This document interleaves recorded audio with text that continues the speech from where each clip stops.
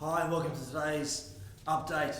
Now today we're going to talk about the latest super wars and what I mean by that. So in the papers today, after a speech by the Federal Treasurer Chalmers, talk again of changing all the rules around super and all the taxes. And I suppose this was going to happen at some stage. We've been talking about it for years, that when Peter Costello actually changed the rate down to 0% back in 2006, but super's been around as a compulsory system since 1992. And at that stage, there was roughly 100 billion in the system, a lot of money. And today, there's reportedly 3.3 trillion, and over 80% of Australians have money in super. So this is a big topic, and it's going to be bigger over the next couple of years as this evolves. So what's happening? Front page or the Financial Review, the Australian. We still get the old paper version.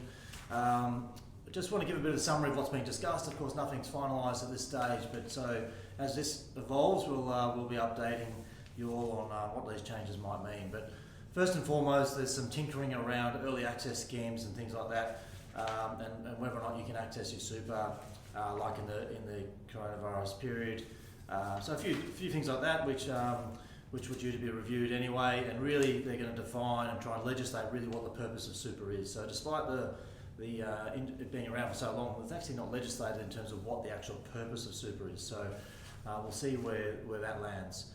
Now they're talking about obviously the top end of town, so there's some huge accounts in super, reportedly accounts of 100 million or plus, and understandably you can look at that and say, well, that's a tax concession that's perhaps too generous. But where for most of us it's concerning is around these contribution caps and the taxes. So that's been tinkered with over the years. Once upon a time you could put in unlimited amounts of money into super, and then they capped it to $1 million, and then it came down to a couple of $100,000, and now it's $100,000, and then you can put $27,500 in, which is sort of taxed or for your employer. So those are the things that I suppose when we look at it and say, well, they're encouraging people to save effectively, and they get a tax concession for saving. And in theory, that means that Australians are being encouraged to save up more money so they're not relying on the government. So I suppose any tinkering of this makes us all look at it and think, well, is it going to be counterproductive? Is it going to be counterintuitive? So we don't know yet, and also some of the mandating, so around where you might have to invest. So again, this is your money. You're putting in 10.5% of your salary. That's going up to 12%.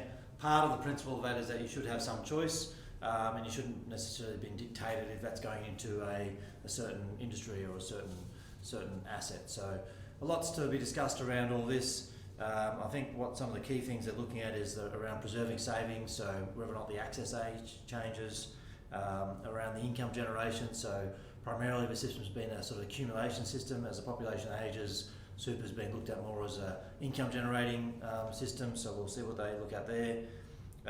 Defining retirement, what that means, that's difficult because people in different cities and different areas have different retirements, so I'm not sure how they can standardise that, but that will be interesting. And how super is invested in they call it an equitable and sustainable way. So, and that's talking about curbing some of these so-called generous tax breaks. So it's all on the table again. This is the latest round of super wars. Chalmers said he wants to end the super wars. I can't see how that's going to end.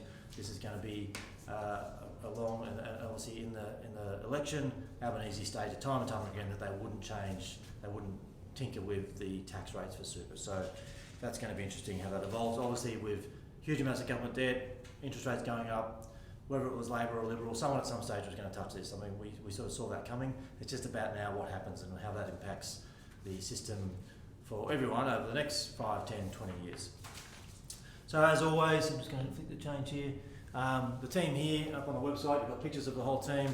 Please reach out. Some of these questions in the news will be interesting. We'll try and update you, but we're here to talk to you about it. So please feel free to, if you see something that's interesting or concerning, always reach out. So I hope you enjoyed that. Thanks for listening.